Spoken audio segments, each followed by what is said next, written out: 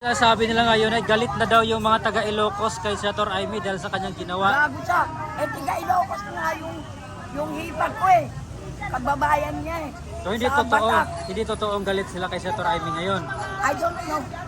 Bakit sila magalit? Huwag kang maniwala doon. Kasi parang trinidor niya daw si Hindi PBBM. hindi nga tiniraydor. Gusto lang niya maili si Bongbong sa masama.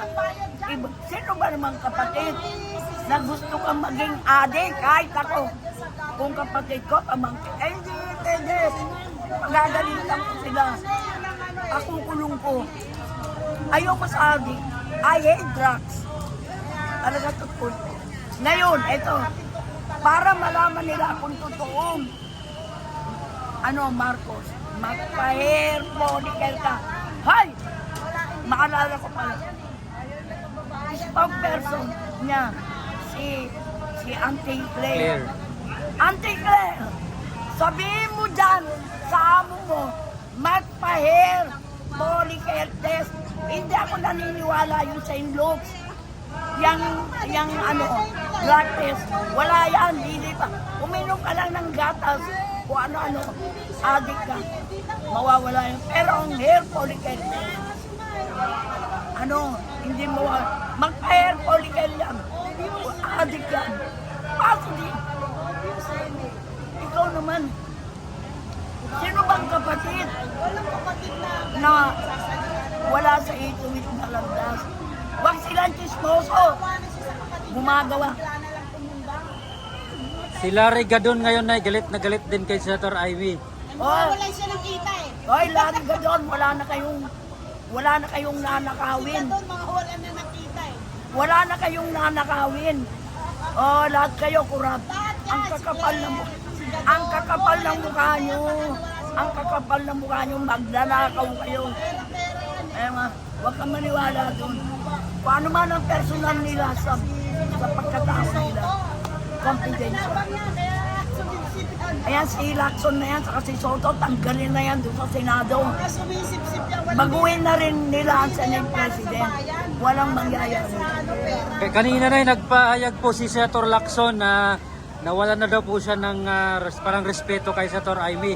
Naawa siya kay PBBM dahil sa sinabi nga ni Senator Amy kagabi na adik ang Pangulo. Pwede naman daw gawin ni Senator Amy yan sa pribado, wag lang daw ipahiya sa daan-daang libong tao. Sip ka ba, Senator? Senator, Eh, ikaw nga, may kaso ka eh. Nagtago ka nga, nagkundeta ka nga kay Gloria eh. Ikaw nga, kriminal eh. Tapos, pinagtatagpan mo pa isang adik ka rin. Dapat tanggalin na kayo. Hindi kita binoto dahil ayoko sa'yo.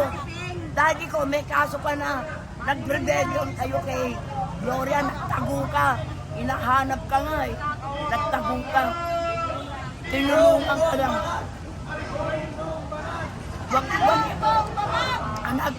Wag nyo na lang pansinin yung kakampihan nila dahil wala na silang pagkakaperahan. Kaya sila kumakampi. Wala na silang kakarukutin. Hindi pwedeng si Marcos ang president. Hindi pwede, walang credibility na umawag ng katungkulan. Adik eh! Ikaw kaya, adik. Ang utag mo, hindi mo alam. Mangnanakaw ka, mangleleng ka. Alam mo ba yun? Masama yun. Inisira si Almi. Bago sila si Almi, okay yun. Anong mensahe mo na sa ating mga kapwa Pilipino sa ating pinagdaanan ngayon? Lalo na itong pagbagsak ng ekonomiya ng Pilipinas. Napakahirap. The worst disaster. Kawawa ang Pilipino. Diyos ko, Marcos, nakikiusap ako sa iyo. Mag-resign ka na. Huwag mong hawakan ang gobyerno. Hindi mo kaya. Kawawa ang Pilipino. Pag nag-resign ka, you are the greatest sacrifice. I-sacrifice mo na, anak. Ako na lang kita, matanda na ako. Bago malaman ako mamatay, mag-resign ka na. Katoliko ko, nagdadasal ako na sana ilagay na sa hustong isip si Marcos. Sana siyang umalis. para sa kabutihan ng mga Pilipino. Kung ayaw nyo sila, mag-snap election kung ayaw nyo kay Sara. Mag-snap election, pumili ng bago. Para walang sabi, o kung sinong iboto ng tao, yun ang manalo. Pero sabi ni Leila de Lima, Nay, hindi daw niya papayagan na makabalik ang mga Duterte sa Eh, palasyo. dinalo na siya. Eh, ikaw nga dyan eh. Pumatol ka sa driver mo eh. Immoral ka, dilima. Pumatol ka sa driver mo. Anong ipagmamalaki mo, abogado ka? Pumatol ka sa driver. Oh, what you think yourself? Oh, nasa kongreso. Paano ka nanalo? Ewan ko nga ba, bayan? Wala ikaw, kahit sa susunod tayo, talo na kayo.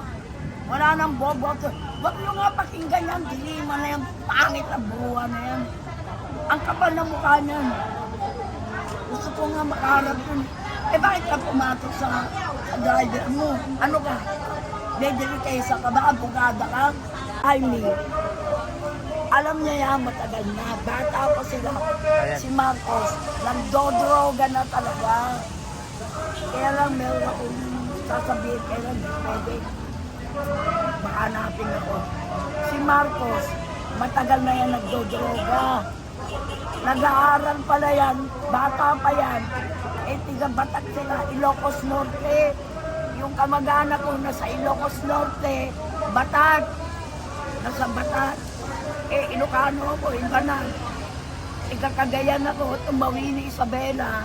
Sa Isabela, kilala ko si Borgidi. Yung speaker ng bata pa yan. Ngayon, yung sabi ni Ivy tungkol sa pagdodroga ni totoo talaga dito.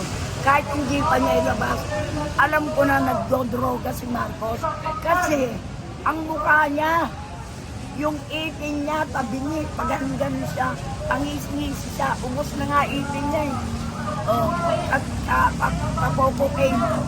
Yan, kaklase niya si Maricel Soriano, kaya si Maricel Soriano, na bankrupt dahil kasasabu, kada-drugs.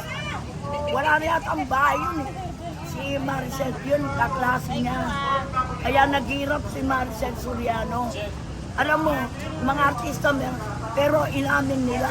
Yung mga artista, yung mag-asawang, Michael Hill, sabay yung mag-asawa siya, inamin si Christopher, inamin din na gumagamit siya.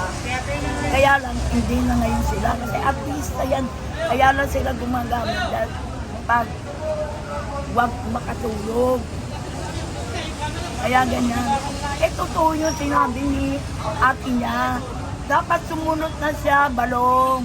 Umuwi ka na sa Ilocos. Magparehab ka. Kasi presidente ka eh. Ang aming uno, adik, anong maganda mong maibibigay sa Pilipinas? Siyempre, nakadrugs ka, wala ka sa tamang pag-iisip. Kaya ka nga pirma ng pirma. Sabi mo, binasa mo. Hindi mo naman binasa. Dapat, kung totoo yan sinabi mo, binito mo na. Pero sa totoo yun si Ate Amy mo. Pakinggan mo si Amy. Kasi kapatid mo yan. Hindi porke nung mahal ka niya. Gusto ka niya ituwid ka lang daw. Presidente lang yan. Marami pang araw, maraming taon. Hindi lang ikaw. Marami pang magiging presidente.